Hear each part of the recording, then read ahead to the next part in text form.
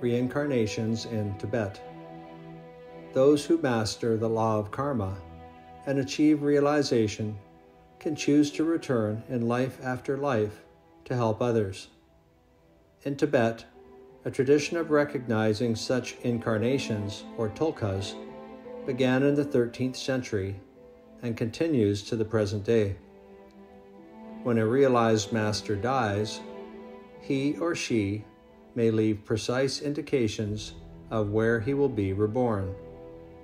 One of his closest disciples, or spiritual friends, may then have a vision or dream foretelling his imminent rebirth. In some cases, his former disciples might approach a master known and revered for having the ability to recognize tulkas, and this master might have a dream or vision that would enable him to direct the search for the tulka. When the child is found, it will be this master who authenticates him.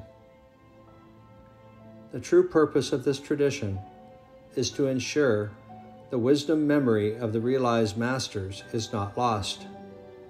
The most important feature of the life of an incarnation is that in the course of training, his or her original nature, the wisdom memory the incarnation has inherited, awakens.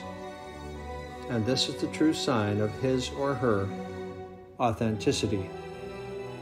His Holiness, for example, admits he was able to understand at an early age, without much difficulty, aspects of Buddhist philosophy and teaching that are difficult to grasp, and usually take many years to master. Great care is taken in the upbringing of tulkas.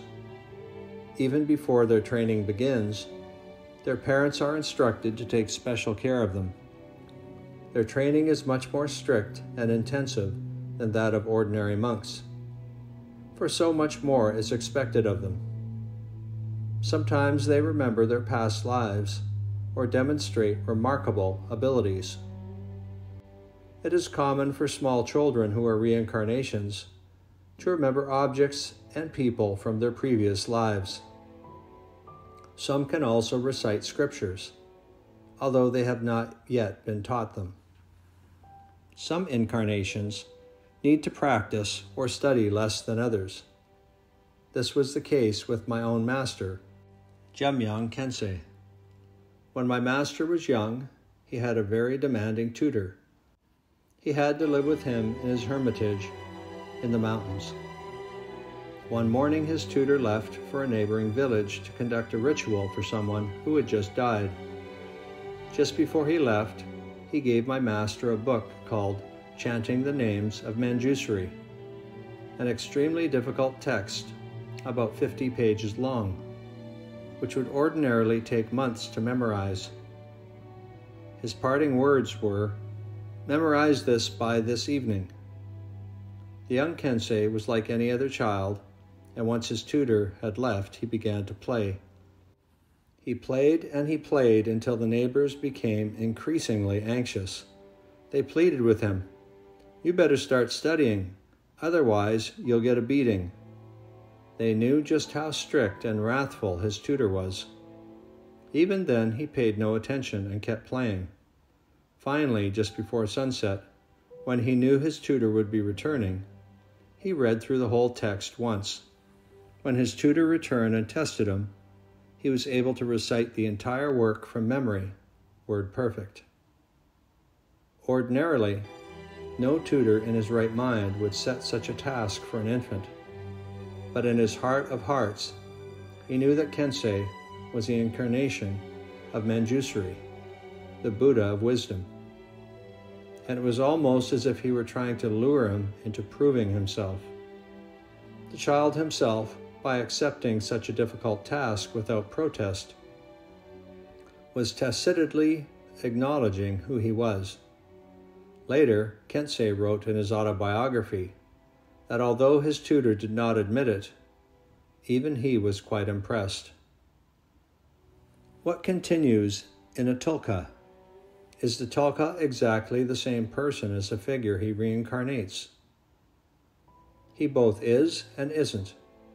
His motivation and dedication to help all beings is the same, but he is not actually the same person. What continues from life to life is a blessing, what a Christian would call grace. This transmission of a blessing and grace is exactly tuned and appropriate to each succeeding age, and the incarnation appears in a way potentially best suited to the karma of the people of his time, to be able most completely to help them. Perhaps the most moving example of the richness, effectiveness, and subtlety of this system is His Holiness.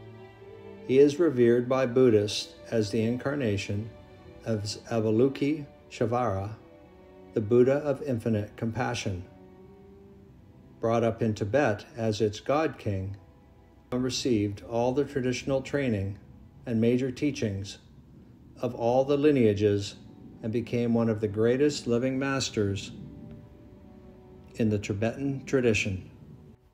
Yet the whole world knows him as a being of direct simplicity and the most practical outlook, that has a keen interest in all aspects of contemporary physics, neurobiology, psychology, and politics, and his views and message of universal responsibility are embraced not only by Buddhists, but by people of all persuasions all over the world.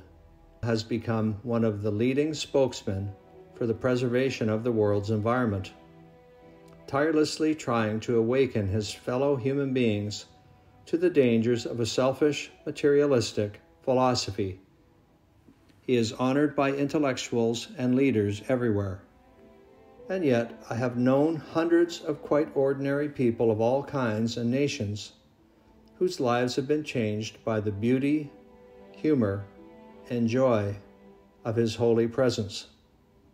The Tao is, I believe, nothing less than the face of the Buddha of compassion turned toward an endangered humanity, the incarnation of Avalokiteshvara, not only for Tibet, not only for Buddhists, but for the whole world in need, as never before, of healing compassion and his example of total dedication to peace.